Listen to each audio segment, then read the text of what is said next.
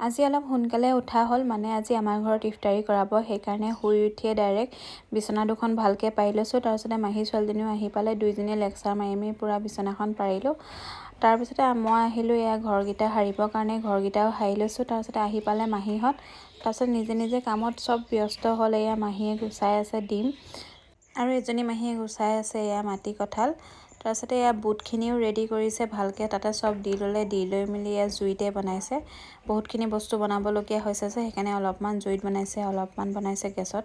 তাৰপিছতে এয়া বপাই ছোৱালীও আহি পালে। মই আহি মেলি ফ্ৰিজটো খুলি চাই আছোঁ, মোক বস্তু এটা দৰকাৰ হৈছে মানে, সেইটো মই বিচাৰি পোৱা নাই, গোটেইখন চাই ফুৰিছোঁ।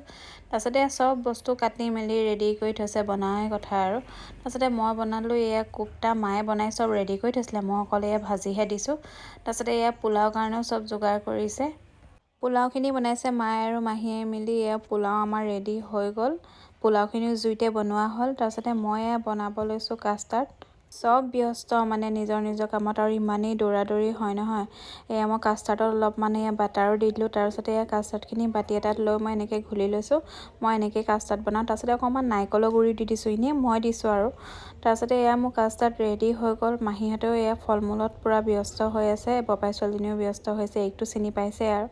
তাৰপিছতে চবেই সেয়া বস্তুখিনি ৰেডি কৰি ল'লে, কোপ্তাখিনিও মোৰ বনোৱা হৈ গ'ল। মাহীও ফল মূল ধুই আছে প্লেটত ৰেডি কৰিবৰ কাৰণে। তাৰপিছতে এয়া প্লেট ওলোৱা হৈছে, ওচৰতো বহুতখিনি মানুহ দিবলগীয়া আছিলে। মই এয়া বনাইছিলোঁ চাহী টুকুৰা। গোটেই বস্তুখিনি ডাইনিঙত ভালকৈ উলিয়াই লৈছে যাতে ইফতাৰী প্লেটকেইখন উলিয়াবলৈ কাৰণে সুবিধা হয়, নহ'লে কিবা এটা বস্তু নাইকিয়া হ'ব, কিবা এটা থাকি যাব। সেইকাৰণে চব এনেকৈ ভালকৈ উলিয়াই লৈছে। মা আৰু মাহী আৰু বপাই ছোৱালীজনী গোটেইখিনিয়ে মিলি এইখিনি কামত ব্যস্ত হৈছে। মই আকৌ বেলেগ কামত ব্যস্ত হৈ আছিলোঁ, মোকো বিলাবলৈ যাব লাগে। চবেই ইফতাৰী টাইম হ'ল, বহি আছে খাবৰ কাৰণে, ৰেডি হৈ আছে, লেকচাৰ মাৰি বহি আছে।